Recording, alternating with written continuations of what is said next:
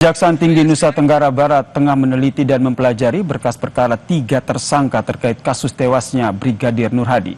Kejati NTB menyiapkan 5 jaksa terbaik mereka dalam perkara ini.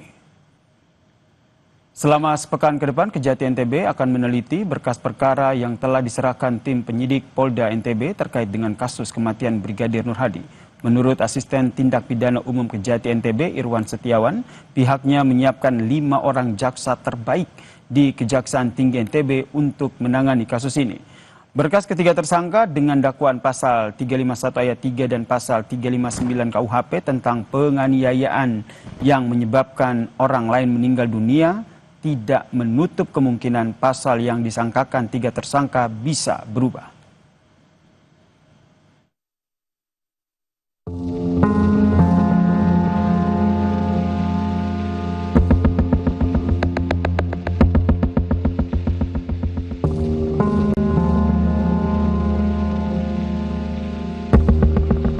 Mistri Puspitasari ditetapkan sebagai tersangka dalam kasus pembunuhan Brigadir Nur Hadi bersama 2 perwira Polri, yakni Kompol Imade Yogi Purusa Utama dan Ibda Haris Chandra yang merupakan atasan Brigadir Nur Hadi, membuat keluarga kaget. Bibi Misri Neni menilai Misri tak mungkin terlibat dalam aksi pembunuhan karena Misri dikenal sebagai anak berprestasi dan bertanggung jawab. Sosok Misri juga sempat dikenal aktif di dunia modeling di Jambi. Pihak keluarga meminta keadilan untuk Misri. Kami mau keadilan, kayak manapun. Bayangkan. Oh, dia dibilang jahat, dia usahlah dia itu. Dan kami bilang semut pun dia tidak mau nyakiti, apalagi orang lain. Nah, itulah sifat dia. Dia orangnya, kami bilang, kaki kami itu memang orangnya budaknya jujur nian. Dia dengan keluarga, apapun masalahnya pasti dia cerita.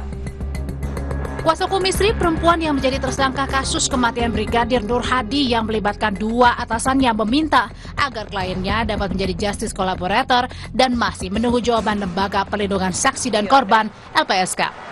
Kuasa hukum menilai Misri adalah saksi kunci atau saksi mahkota yang mengetahui siapa pelaku penganiayaan hingga Nur Hadi tewas di villa karena perempuan asal Jambi ini yang diajak tersangka menemani di private villa di Gili Trawangan, Lombok Utara.